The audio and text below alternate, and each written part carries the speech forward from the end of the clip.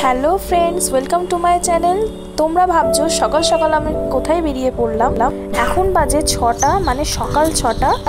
কোথায় বেরোচ্ছি সেটা এখন বলবো না, সেটা এখন সারপ্রাইজ থাকছে তোমাদের কাছে। তো এখন আমি একটু লাল চা খাবো, কারণ দুধ চা সকালবেলা ভীষণ গ্যাস অম্বল হয়, তাই জন্য আমি দুধ চা খাবো না, একটু লাল চাই খাবো। তার সাথে থাকছে একটু বিস্কুট।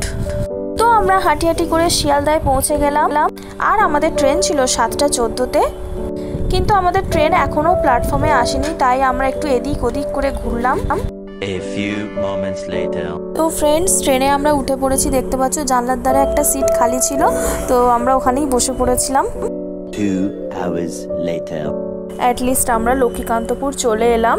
তো আর কিছুটা পথ গেলেই এসে যাবে নামখানা, তো সেখানেই আমরা নামবো।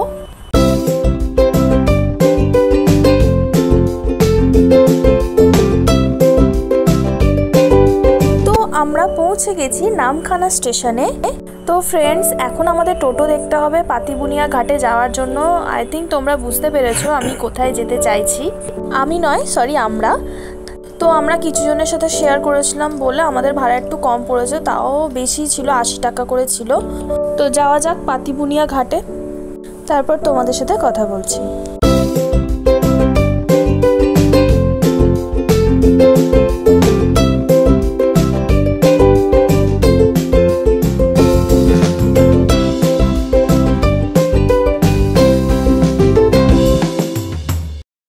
তো আমরা এসে গেছি পাতিবুনিয়া ঘাট। তো আমরা এবার নৌকা করে যাব ওই পারে।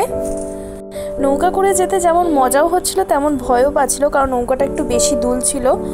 নৌকাতে বসার অনেক জায়গা ছিল, কিন্তু আমরা বসিনি, একটু ভয় পাচ্ছিল কারণ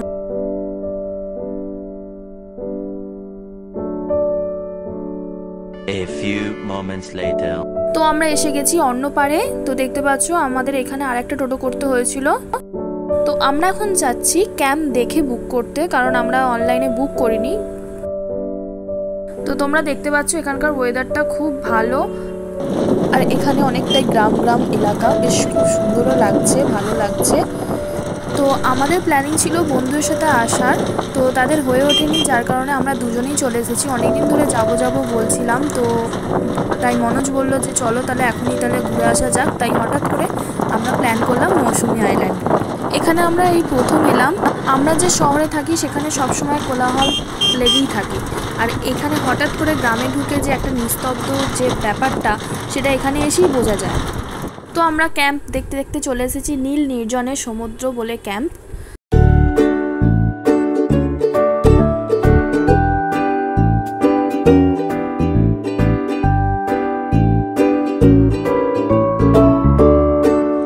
লাঞ্চ অ্যান্ড ডিনারের জায়গা, এখানে তুমি ব্রেকফাস্টও করতে পারো, কিন্তু বাইরে ব্রেকফাস্ট করলে আই থিঙ্ক ভালো হয়। তো আমাদের ওয়েলকাম জানানোর জন্য একটা ডাবের জল দিয়ে ওয়েলকাম করলো ওরা। 1 hour later. তো ফ্রেন্ডস, আমরা ফ্রেশ হয়ে ড্রেস চেঞ্জ করে আমরা বেরিয়ে পড়লাম দোলনা চড়তে।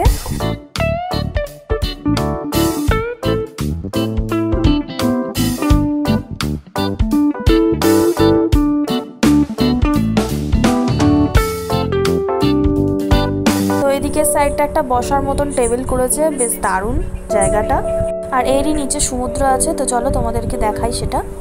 সমুদ্র মানে জলটা অনেকটা দূরে চলে গেছে, তো দেখতে পাচ্ছ।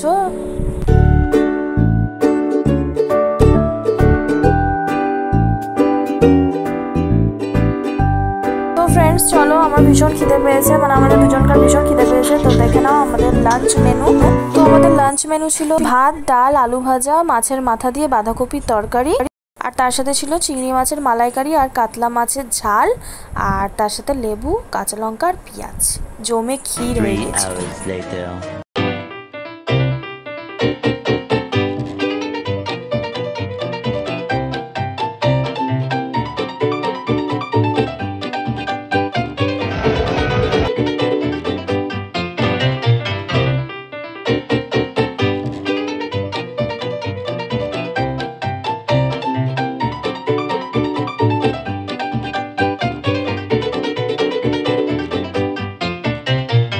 তো এখন 10:30 বাজে। তো অনেক ঘোরাঘুরি এদিক ওদিক সব হয়েছে। ফ্রেশ হয়ে তোমাদের সাথে দেখা A করছি। few moments later.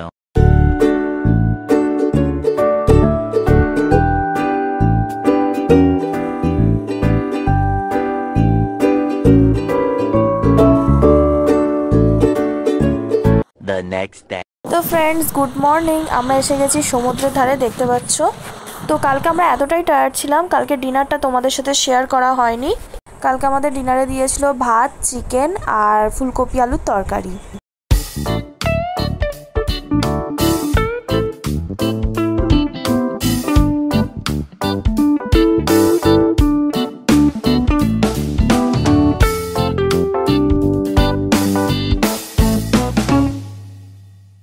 তো আমরা এখন সমুদ্রের ধারে বসে ডাব খাচ্ছি, দেখো।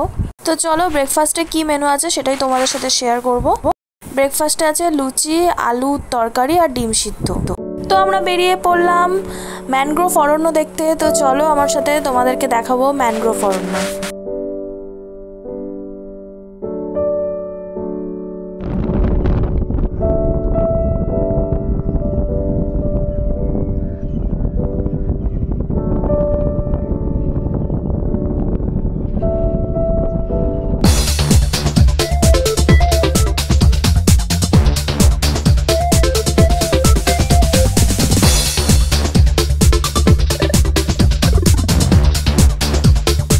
ম্যানগ্রোভ অরণ্য তোমাদের দেখাতে পারলাম না, কারণ ম্যানগ্রোভ অরণ্য এখন জলের মধ্যে ডুবে রয়েছে। তো আমাদের এখান থেকে বেরিয়ে যাওয়ার সময় হয়ে এলো।